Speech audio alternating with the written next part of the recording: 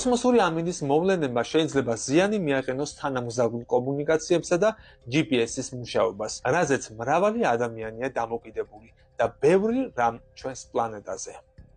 დედამიწის მაგნიტური ველის ზოგად ფორმას და ორიენტაციას მეცნიერები მაგნიტური ველის ორიენტაციისა და მაგნიტუდის ადგილობრივად გაზომვებით ადევნებდნენ თვალს. ბოლო პერიოდში ამისათვის იყენებენ მოდელებსაც. ჩრდილოეთ მაგნიტური პოლუსი პირველად 1831 წელს გაზომეს და მას შემდეგ ის დაახლოებით 965 კილომეტრით გადაადგილდა. ბოლო წლებში გადაადგილების სიჩქარე 16 კილომეტრიდან 54 კილომეტრამდე გაიზარდა. ეს აჩქარება შეიძლება ველების გადანაცვლების დასაწყისზე მიუთითებდეს, მაგრამ ამის თქმა მეცნიერებს გადაჭრით არ შეუძლიათ, რადგან ხელთავთ მონაცემები, რომლებიც 200 წელიწადსაც არ აღემატება. დედამიწის მაგნიტური ველის გადანაცვლება 100,000 მილიონ წელიწადში ერთხელ ხდება.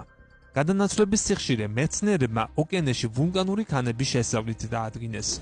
წარმოქმნისას ეს ქანები იწერს დედამიწის მაგნიტური ველის მიმართულებას და სიმძლავრეს. შესაბამისად ამ ქანების დათარიღება დროთა განმავლობაში დედამიწის მაგნიტური ევოლუციის კარგ სურათს გვთავაზობს. მაგნიტური ველების გადაადგილება გეოლოგიური თვალსაზრისით სწრაფად ხდება, მაგრამ ადამიანის გადმოსახედიდან საკმაოდ ნელა. როგორც წესი, გადანაცვლებას რამდენიმე 1000 წელიწადი სჭირდება, მაგრამ ამ დროის განმავლობაში შეიძლება შეიცვალოს მაგნიტოსფეროს ორიენტაცია და დედამიწაზე უფრო მეტი კოსმოსური რადიაცია მოხვდეს. ამ მოვლენებას შეიძლება შეცვალოს ატმოსფეროში ოზონის კონცენტრაციაც. მეცნიერები დაზუსტებით ვერ ამბობენ, როდის მოხდება მაგნიტური პოლუსების შემდეგი გადანაცვლება, მაგრამ შეგვიძლია აქტიურად გავაგრძელოთ ჩრდილოეთ მაგნიტური პოლუსის მოძრაობის მეთვალყურეობა. უძველესი ხეების რგოლებში შემორჩენილი რადიონახშირბადის კვლევის მიხედვით, რამდენიმე საუკუნის განმავლობაში მოშლილი კლიმატი, მასობრივი გადაშენებები და ადამიანთა ქცევის ცვლილებაც კი შეიძლება პირდაპირ კავშირში იყოს დედამიწის მაგნიტური ველის პოლარობის შეცვლასთან. კვლევართა ჯგუფმა ამ პერიოდს ადამსის გარდამავალი გეომაგნიტური მოვლენა, ან უბრალოდ ადამსის მოვლენა უწოდა. მათი შთაგონება სამეცნიერო ფანტასტიკის მწერალი დუგლას ადამსი გახდა, რომელიც სიცოცხლის სამყაროსა და ყველაფრის პასუხად ციფრ 42-ს ასახელებდა.